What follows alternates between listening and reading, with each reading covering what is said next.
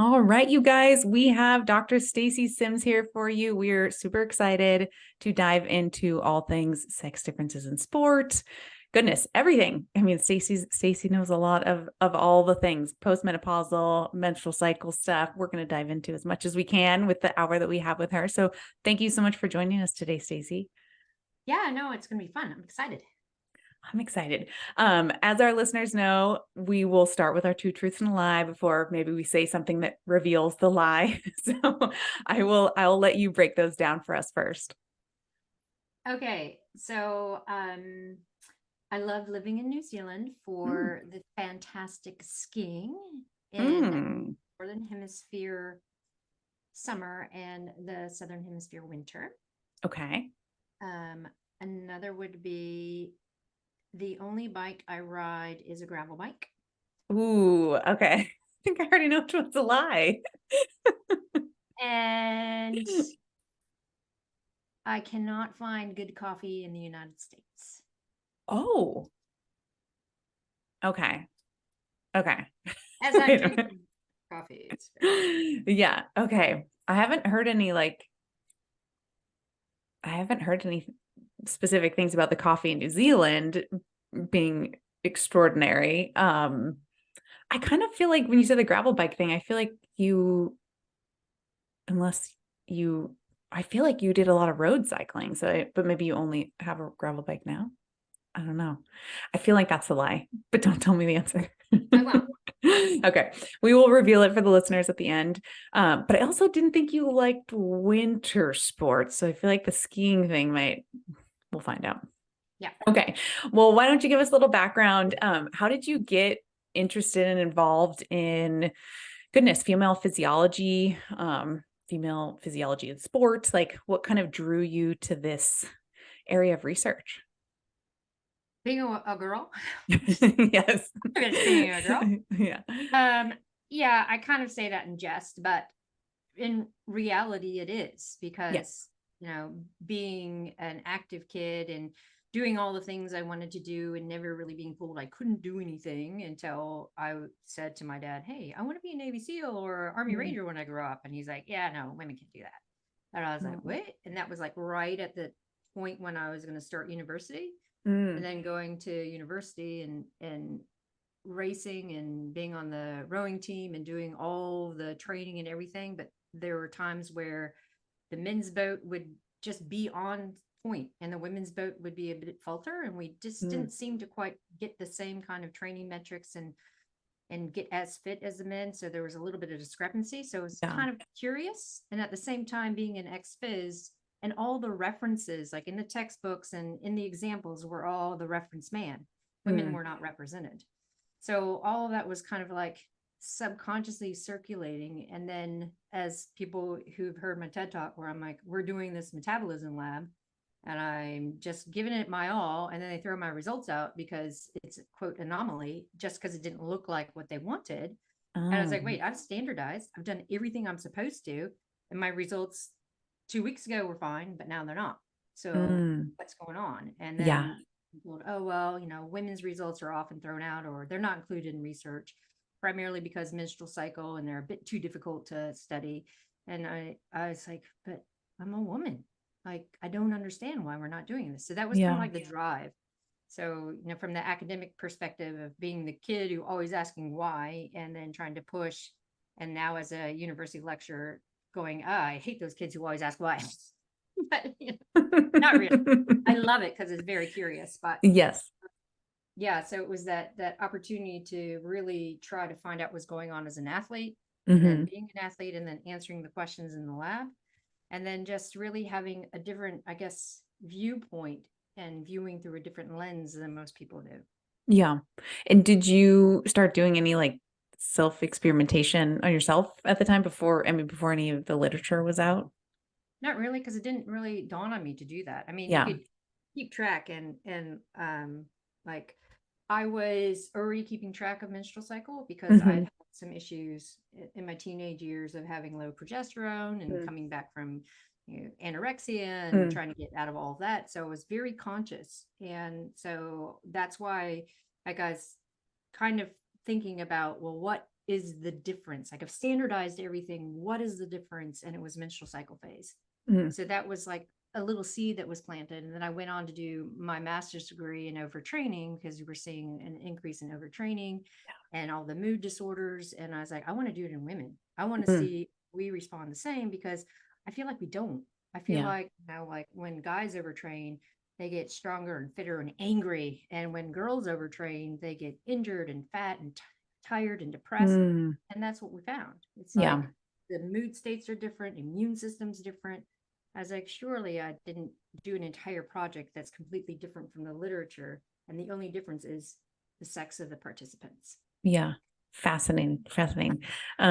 So excited for this whole episode already. This is going to be great. So for our listeners who maybe aren't familiar with menstrual cycle phase, can you break that down for us? Assuming someone is not on a hormonal contraceptive. Yeah. So textbook wise, they say a full cycle is 28 to 35 days. With day 1 is the first day of bleeding. Around day 12 or 13 is ovulation. And then around day 28, or when you start bleeding again, is, the end of that cycle. So the first about 14 days is the follicular low hormone phase. Caveat there, around day 7, estrogen starts to come up by itself and it peaks right before ovulation. So they say that's a ovulatory phase because we see estrogen comes up as well as some other hormones. Then after ovulation, estrogen kind of takes a dip and then starts to come up again, but progesterone comes up. So then we're in the high hormone phase, and progesterone is higher than estrogen. So if we're looking at ratios, progesterone becomes the predominant hormone in the high hormone phase. Then they both start to drop off, and that's the end of that one cycle, and you get into the next one. Awesome. That is helpful. And with that too, I for many of our listeners, I'm sure probably have read your book Roar, and what was the name of the most recent book too that you published? Next level. And that's for postmenopausal and perimenopausal women, or awesome. Yep. So I'm sure many of them are familiar with, who definitely have read Roar, but the concept of maybe being or performing their best maybe on their period. And I think maybe some women are like, wait a minute, no. Can you explain that to the listeners?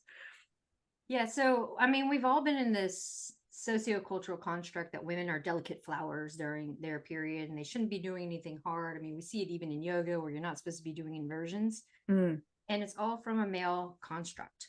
Because if you're looking at the history of how yoga came, it was women weren't involved. So it's just when women started coming involved and men didn't understand menstrual phase, and women were put in like menstrual tents or secluded away. So it's just been this ramification. And we look at Western society as well. And we have the quote time of the month and, ooh, it's a period product. Let's not talk about it. So it's always been this tabooness.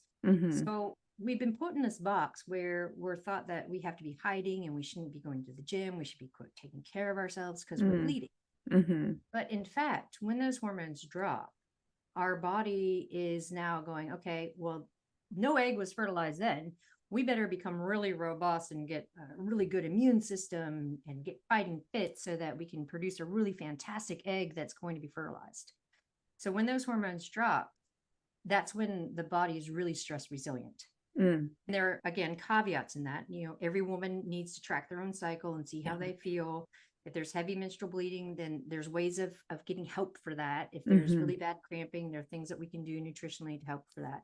But from a physiological perspective, we see that there's an increase in our heart rate variability. We see there's a decrease in our core temperature. There's better availability of accessing carbohydrate from the liver and the muscle. We recover better from a musculoskeletal standpoint. And then from a mood and cognition standpoint, as we get to that mid follicular, as estrogen starting to come up, we're seeing faster firing rates with muscle fiber, but we're also seeing like more aggression. We're seeing more confidence. We're seeing more self-efficacy. And it's all in the eye of the body's really stress resilient. And we want to be able to be out there and be like, yes, okay, I'm there. And it's a biological survival thing because it's all in the eye of reproduction. your body's like, yeah, let's do this. Yeah. That's amazing. I remember when I was reading Roar, it was very validating because Nice. it was just one of those things where I had gone through, I mean, all of my life having a period, just thinking like, oh man, like it was just kind of like a constant, like every 2 week kind of like questioning of like, what is going on? And then you get that kind of like, yeah, essentially validation of like why you're feeling the way you're feeling, and like, oh yeah, this is a pattern, right? And that you're starting to notice it's aligning with your cycle, like coinciding, Yeah, I know. So I think that was really helpful. So we'll definitely link your book below for the listeners in the show notes, because people should definitely give that a read. And then Stacy has plenty of courses as well, educational courses too, which we can talk about too and link those. But so talking about menstrual cycle symptoms, I know cramping being one of the common ones. You mentioned the heavy bleeding. We had some listener questions submit about like low back pain and that kind of stuff. From a nutrition standpoint, what kind of changes would you suggest or have you seen be beneficial maybe for some of these or all of these? Yeah, so the whole menstrual cycle, like breaking down the endometrial lining and the bleed phase is all based on an inflammatory response. So especially PMS and then the first couple of days of the bleed, we're having this significant inflammatory and then tissue release. And it's driven by prostaglandins that are estrogen receptor positive, so meaning that they're upregulated with estrogen. We're seeing that there's an increase in magnesium and zinc utilization because of an immune system and the muscle contracting to get rid of the uterine lining. So when we're looking at from a physiological perspective, how are we going to dampen some of this inflammatory response? Then we're looking at increasing the amount of omega-3 fatty acids that we're having, because that directly affects that prostaglandin, so that inflammatory agent. And then we're also looking at increasing magnesium and zinc because it helps like mitigate some of the cramping, because now we have more available for immune system as well as the uterine muscle aspect of cramps. And then the other thing is looking at using an aspirin before bleed. An aspirin if you're not contraindicated, because it's a non-reversible COX inhibitor. So that means that when it goes and it stops the inflammatory response, it doesn't wear off. Whereas if you're using ibuprofen, which is a reversible, then that's why they say, take it every 4 or 5 hours because it stops working. But after or when you start bleeding, you have to stop the aspirin and switch to ibuprofen if you still need painkiller and anti-inflammatory, because aspirin thins the blood and encourages bleeding. Okay. So if we're looking at someone who has heavy menstrual bleed, so this is defined as bleeding through sanitary products, having to change tampons every hour or more frequently, 80 mils or more loss, that puts you into bed and you can't get out because of really bad cramping. That's a medical and clinical thing. And it's so prevalent in so many female athletes, and they think it's normal. Because we don't talk about what is a normal bleed, what's a normal bleed pattern, how much do we lose? And it's around 37 to 40% of recreational female athletes that have heavy menstrual bleeding. Wow. And they walk around and like, oh, well, this is normal, and it's not. So you can talk to your physician about it. And one of the courses of action is an IUD, progestin-only IUD, or you can get anticoagulant, or you can get coagulant medication to take when you first start your period. So it stops the severity of the bleed and severity of the cramping. Wow. Which is not nutritional intervention, but it is an Right. intervention. Yeah. Awesome.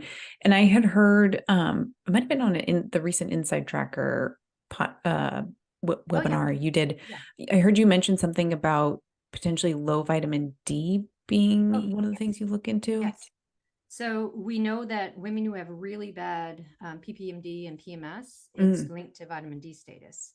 So women who have really low vitamin D or on the cusp of the low end of vitamin D, they exhibit more of the symptomology of anxiety, depression, bloating, cramping, really severe PMS, because vitamin D is tied to so many things and there's still learning about it. And it's also tied to iron metabolism.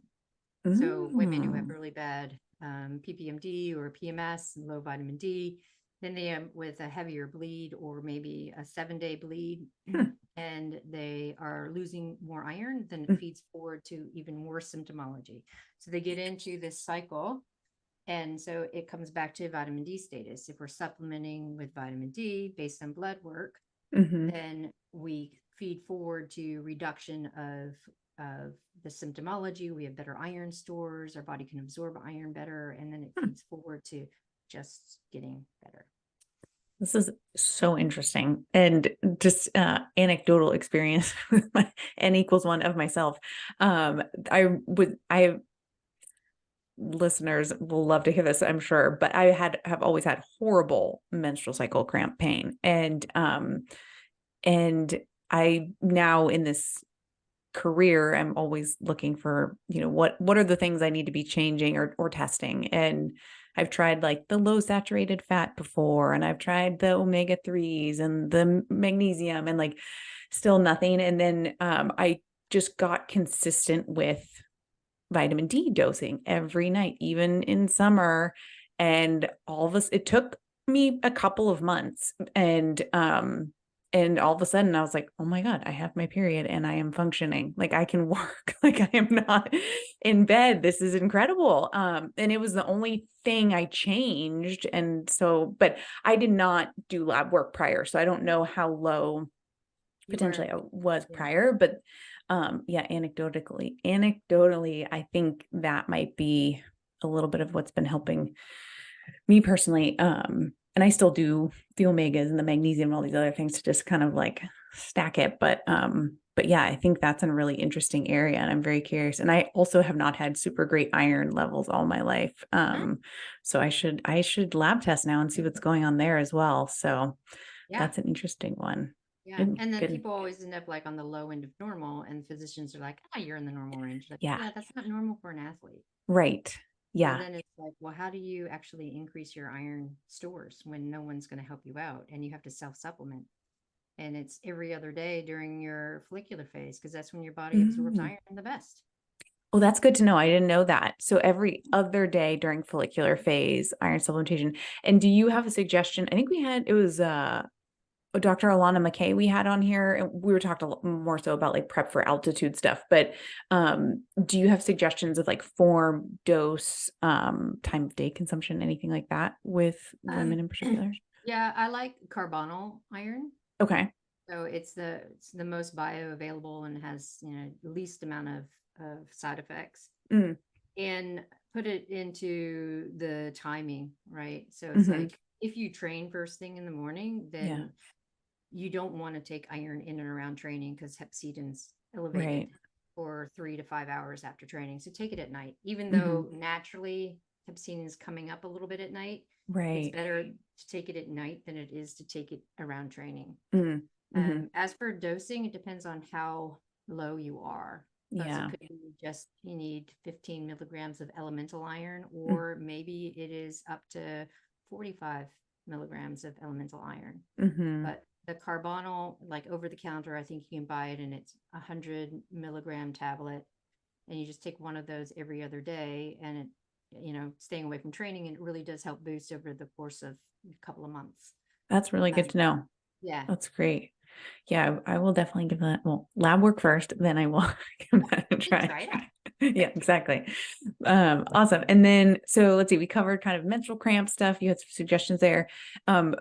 Back pain. We had an interesting listener question actually regarding back pain, and them noticing a pattern pre-cycle.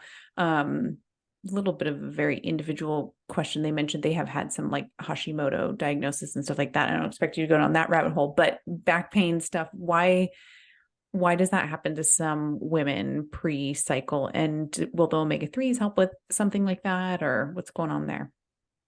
So we see that it's more where the cervix is sitting, and often right before the bleed, you get like I said, an inflammatory response.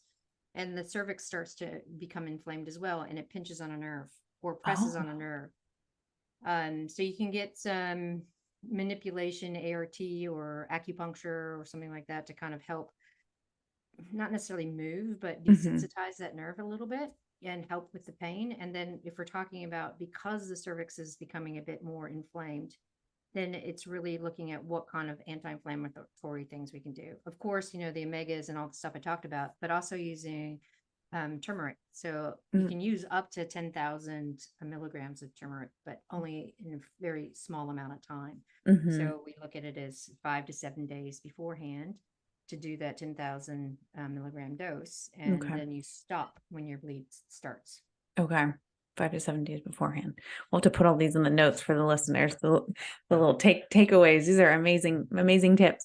Okay. So in terms of menstrual cycle stuff, I just want to scan my notes here quickly to see if we had any other menstrual cycle questions. I think the one other one that comes to mind is we had one specific to assisting a teenage athlete during her periods, assisting in her how to help her, the teenage athlete, with her performance basically during her periods. And I imagine this listener's meaning like maybe on her period is the way it sounds, but any tips? Maybe she has some, I know we just talked about ways to solve painful cramps and heavy bleeding and that kind of stuff. But any additional thoughts there? Stigma as well, right? Yeah. So we need to educate our girls about it, that it's not a bad thing. And then giving some power back. Like a lot of people feel like things happen to them with their menstrual cycle, but if you take the power and you're like, I know these things are happening and I can do something about it. It's just a mind switch. Yeah. But what we found for a lot of teenage athletes, because their cycles are really irregular, hasn't fallen into a normal pattern yet. Sometimes they'll have a really heavy cramping and bleeding. Other times it might not be so much. It might come in a regular time. So being conscious that she's tracking and understands what's happening and is educated around the fact that, yeah, you can control this. You can perform well. You don't have to hide it. And if you're prepared and, you're wearing dark clothes, if you're afraid of bleeding through, or using period undies or something like that so you don't bleed through if it's in a team sport or whatever uniform is supposed to be. Making sure that you're staying really well hydrated and having lots of carbohydrate available for when you are actually training. These small little things really help. But the very first thing is having her become empowered about it by tracking and understanding. So then she could really pick out what are the symptomologies. Unfortunately, because there's an increase in PCOS and endometriosis globally, not sure why, some of the severe cramping and pain can be from one of those symptoms. So, or one of those syndromes. So getting, if it's really severe and there's nothing that's helping, then getting it checked out. Yeah. Okay. Awesome. And then I think maybe we'll move a little bit into like the perimenopause and postmenopausal women topic. We did get some questions there. Some of them being around weight loss, some being around keto and fasting. And I know you're very versed on all of these questions, so I will let you start wherever you want to start in that bubble. Okay. So I'll put the keto thing to rest. Okay. Right? I'll put the keto thing to rest. Yeah. So the way that kind of the whole idea that the ketogenic diet was fantastic for weight loss in late early postmenopausal women was because there were a few studies circulating that showed that postmenopausal women lost weight when they were using a ketogenic diet, like true keto. But the caveat is they were sedentary obese women. And so it was part of it was calorie reduction and part of it was the change of diet, but it was short term. So they lost weight. And when we start extending it long term, we start to see some adverse effects because of the gut microbiome. Oh, yeah. When we look at what's happening to the gut microbiome in the 4 to 5 years that's leading up to that one point in time menopause, so late perimenopause, there's a significant change in the gut microbiome because we are having this flux of hormones. So if we think about how hormones are metabolized, they're released and they go to the liver and they're bound by sex hormone binding globulin, and then they're excreted into the intestines through bile. And there, your gut bugs unbind it and shoot it back out into circulation. So it's your secondary circulation of your hormones.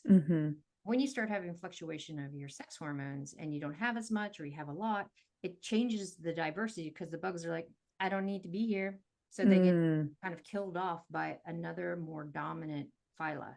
And unfortunately, the predominant phyla becomes the obesogenic phyla.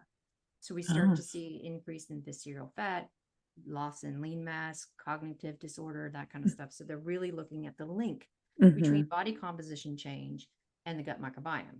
So then if we add the ketogenic diet on there, because people are like, I'm putting weight on and I need to lose it, and I've heard keto is really great, you're further creating disruption in the gut microbiome, and it's not going to get better.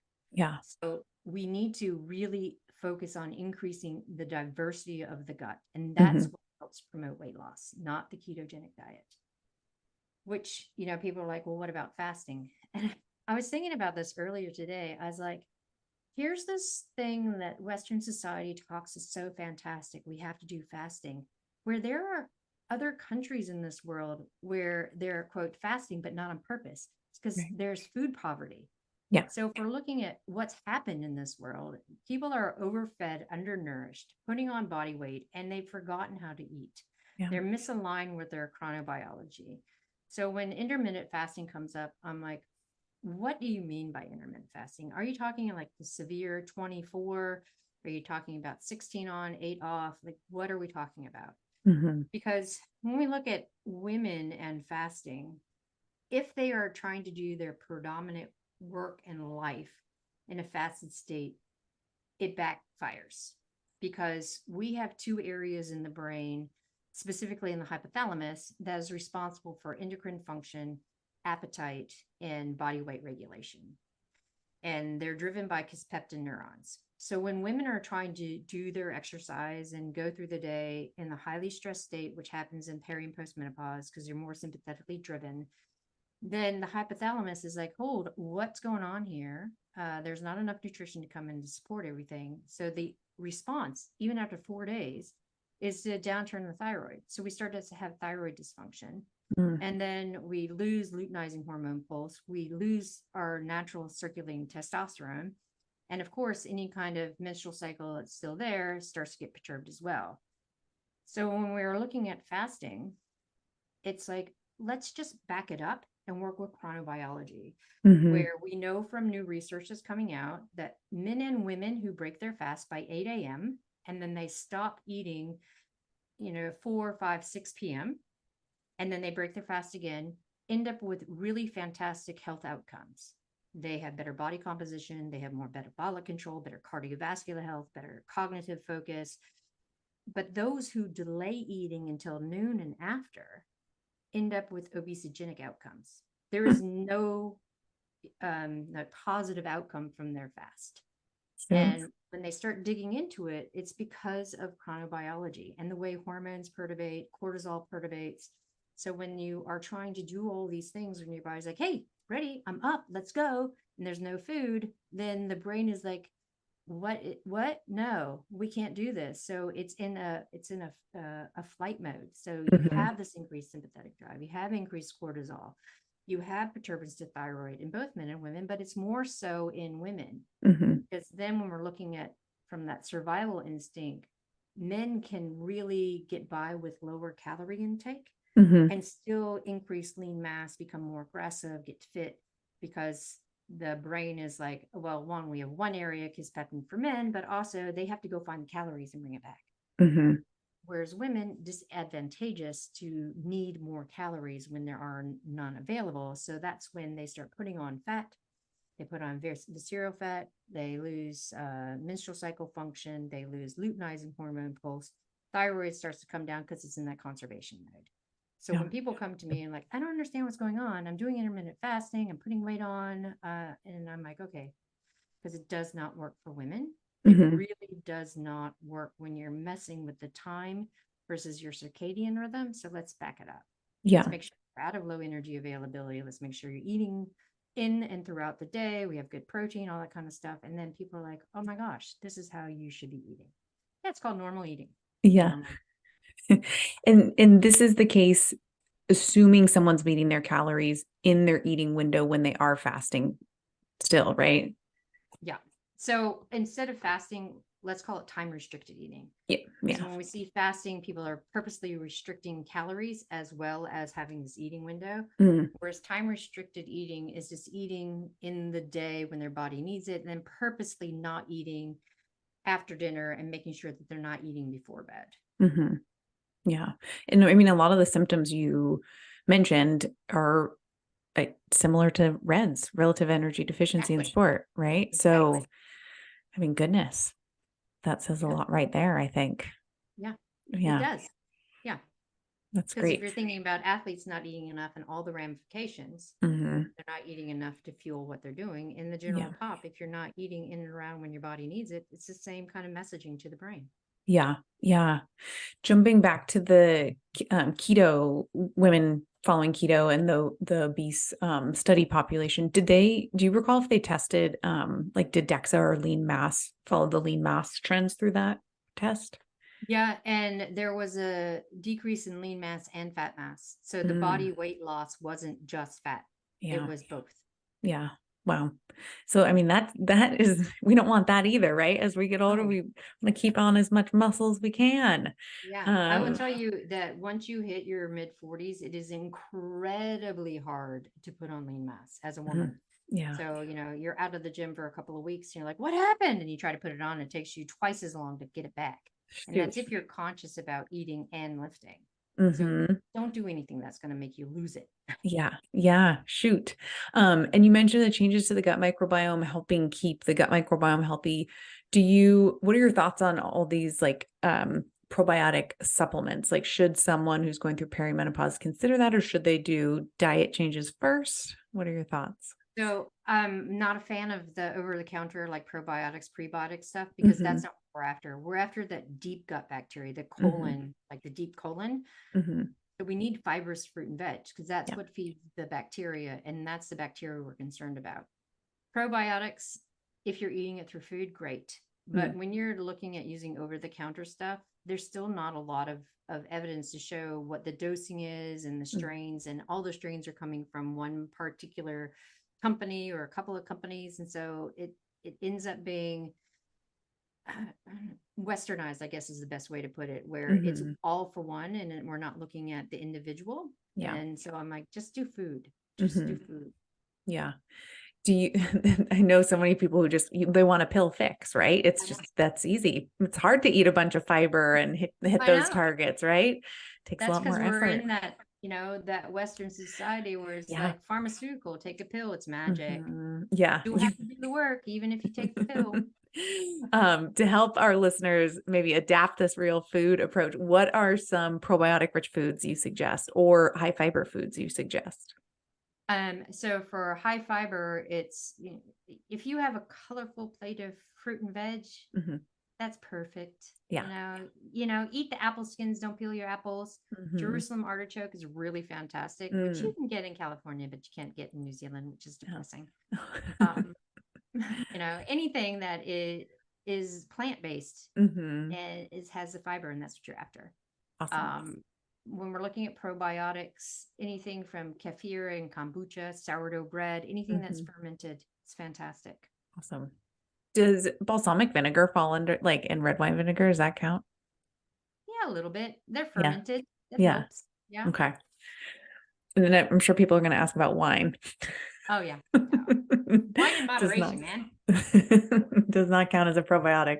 No. Um, awesome. That's super helpful. And I keep thinking about the iron supplementation too thing you mentioned during the follicular phase. That's fantastic. So for the listeners, kind of covering those changes, the keto, the intermittent fasting, what about when someone is, say, perimenopausal and or postmenopausal? This is a listener question, actually. They didn't indicate menstrual cycle phase, but I'm going to put them in that box just for this question. They're doing a lot of lifting. This is for over a year, and they're struggling to lose body fat. Do you Mhm. have any tips? Yeah, this one comes up a lot, Mm-hmm. and it has to do with making sure that you are getting that adequate protein. So, like, there was a study that came out last week or the week before that was showing that 30-gram protein dose is essential post resistance training for Mm. premenopausal women. And we know that it's Mm. 40 in postmenopausal women, Yes. postmenopausal women. So we need more of those amino acids to Mm-hmm. keep that muscle protein synthesis going, to expand it. So that's one thing. We also know that when you have a higher protein diet, regardless of what exercise, it feeds forward to reducing body fat. And a lot of women are like, oh, I'm eating enough protein. But as you know, in the industry, that's usually not the case. Yeah. The other thing is incidental exercise, because we might go to the gym and we might lift heavy and we're like feeling good and strong, but then we come and we sit in front of a computer, or, you know, we're sitting in a car driving places, and we don't have a lot of extra steps in the day. Yeah. So I try to get people to realize that, yes, we know that you go to the gym and you're considered active. But when we look at the research of people who go to the gym or they go on a bike ride or whatever, and they're purposely active, but then they're not active in the rest of their life, their body composition, their gut microbiome, and their outcomes are just the same as someone who doesn't do any exercise. So you Wow. can't just come back from the gym and sit down and not do anything else. So it is not finding TV parking. And I say TV parking is right in front of the place where you want to be. Park away from it, right? Because you're Your laughing, you steps know what I in. mean? Yeah. I Everyone parked drives far up, from the grocery store front yeah, door. park away. Yeah. Yeah, and then it's like if you're working from home, you're like, I don't have to go anywhere. Then you get up from your computer every hour and you walk around your house for 10 minutes. Yeah. Or you're on a Skype call. Oh, I sound jaded or old when I say Skype, but you're on a call and you're walking around, right? You Yeah. might not have the video on, but Mm-hmm. you can go for a walk or have a walking meeting. I often have walking research meetings where we're all on a Zoom call, but we're walking That's great. wherever I we are. love that. So it's just finding ways to put a few more steps in your day, Mm-hmm. and then we start to see it shift. Mm-hmm. And then none of that works. Then we look at a slight calorie restriction at the end of the day. So this Mm-hmm. is, again, it feeds forward to helping parasympathetic, helping with sleep. We have better sleep. We end up with better blood glucose control, better signaling to the brain that it's okay to lose body fat. Mm. So when I'm working with that late perimenopausal, early postmenopausal, and they're like, I'm lifting, I'm doing the protein, I'm doing the incidental, I still can't lose this extra bit of fat. I'm Mm-hmm. like, okay, small calorie restriction that we're periodizing in and then taking out right at the end of the day. So we're looking at dinner. Let's see how we can take an extra 150 to 200 calories away. Mm. Maybe we're not having that snack or nibbling before dinner, or maybe we're not having that glass of wine. It's just Mm-hmm. one small thing that we're taking away to really help budge that fat. And Yeah. then that ends up working. And then all those people are like, oh, I only have 2 glasses of wine a night. And then they end up having one because they can still enjoy the wine, but then that extra 200 calories is gone. Yeah. That's great. And I imagine if you're doing a reduction towards the end of the day, maybe that's not coming from the protein source, or you would keep that one high. Yeah. The protein high. Yep. It's the other Awesome. thing. Yes. And then you had mentioned too, with the kind of like following a normal eating window and stopping eating, how far before bed do you think to help with that? At least 2 hours. Okay. Yeah. Yeah.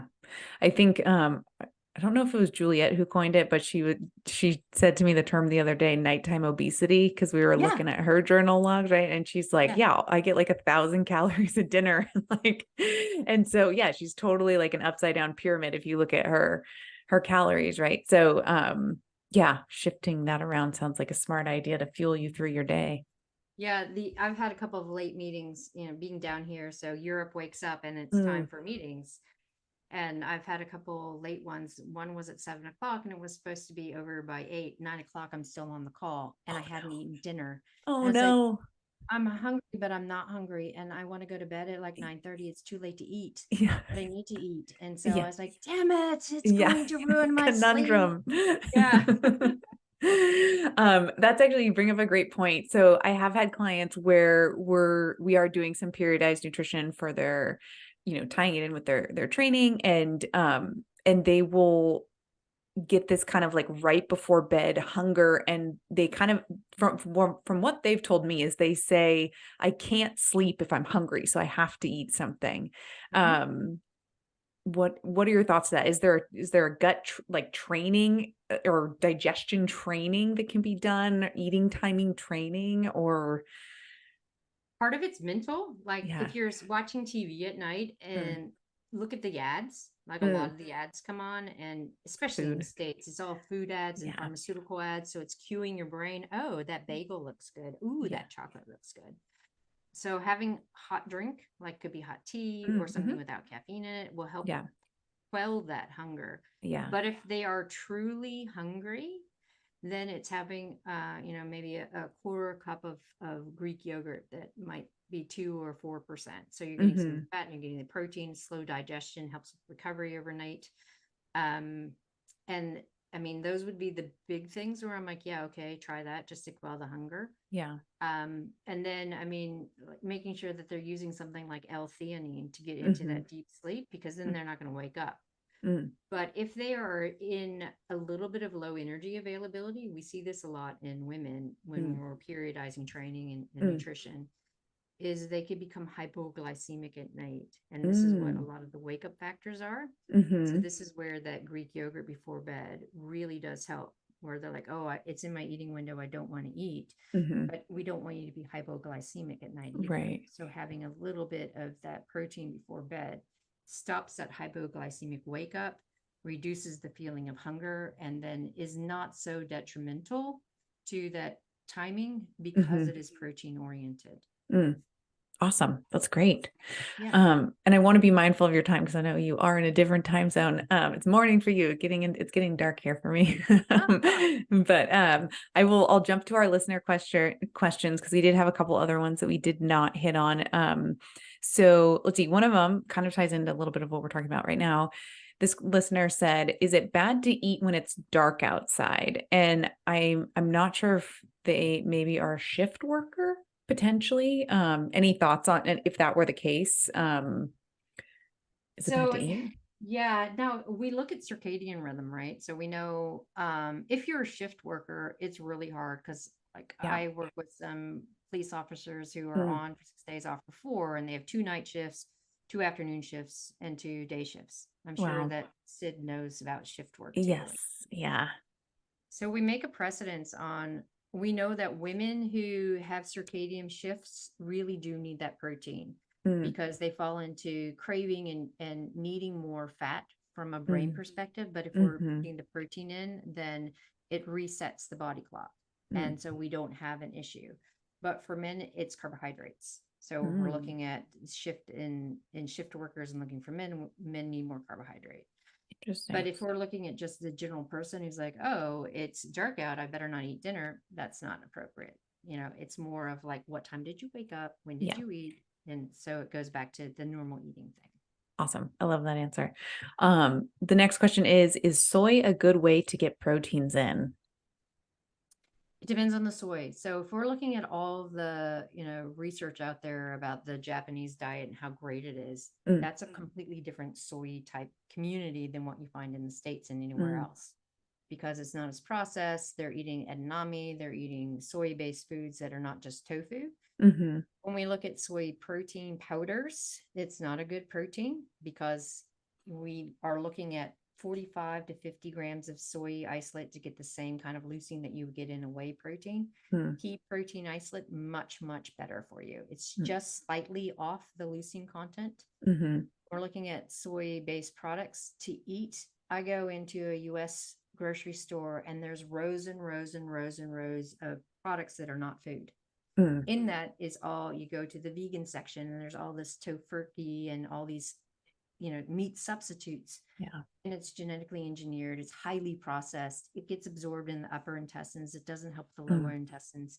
Like, no, just stay away from it. If tempeh, great, because it's fermented and it's there's soybeans in there.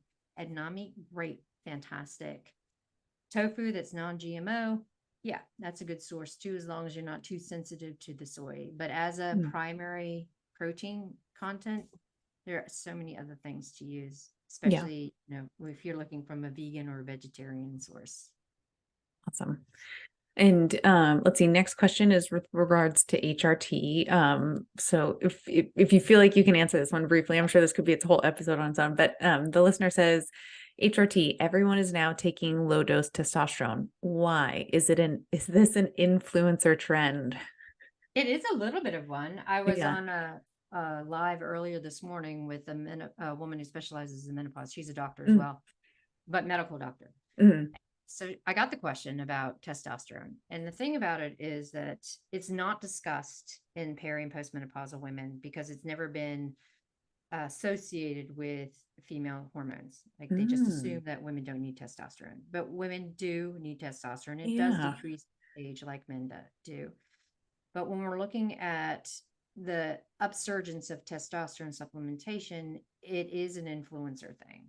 Mm, We know that women do better when they have higher levels of testosterone or in the normal level. And when mm-hmm, we're seeing perturbations in peri and postmenopause, it's not about testosterone supplementation because it's not that regulated. We don't know the dosage appropriation for yet, mm-hmm, but we look at if you need it, then using estradiol patches or estradiol supplementation, because then your body can convert that micronized estrogen into testosterone and mm, bring your levels up naturally or more mm-hmm. natural than having a supplement.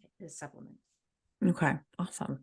And then let's see, this one's related to cold plunging. I'm not sure how much like they said is cold plunging all it's cracked up to be. I'm not sure if there's any female specific things there. Are there? Oh yeah.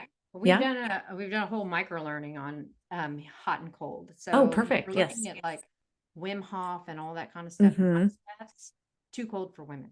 Oh. Our gradient and our needs, it's around the 16 degrees Celsius mark. So Mm-hmm. around that 55-degree Fahrenheit mark, we Mm. start to see some good cold acclimatization at that temperature. You don't need the ice bath. When we're looking from a health perspective, we can look at using it a couple of times a week.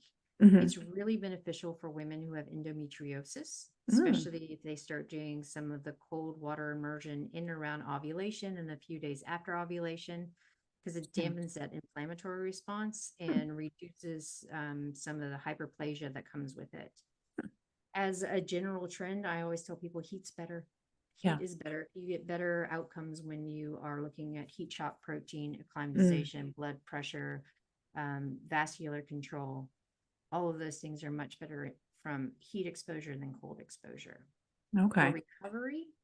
recovery purposes, women, if they're doing really heavy training blocks, then yes, getting into cold water immersion for recovery, Mm. because we tend to vasodilate first after exercise and then vasoconstrict. So men Mm. naturally have that constriction response, but women need a little bit of extra help for that Hmm. recovery. Okay. So there's a time and a place, but as a Yeah. blanket, I don't say do it every day. It's great for your health. No. No. Awesome.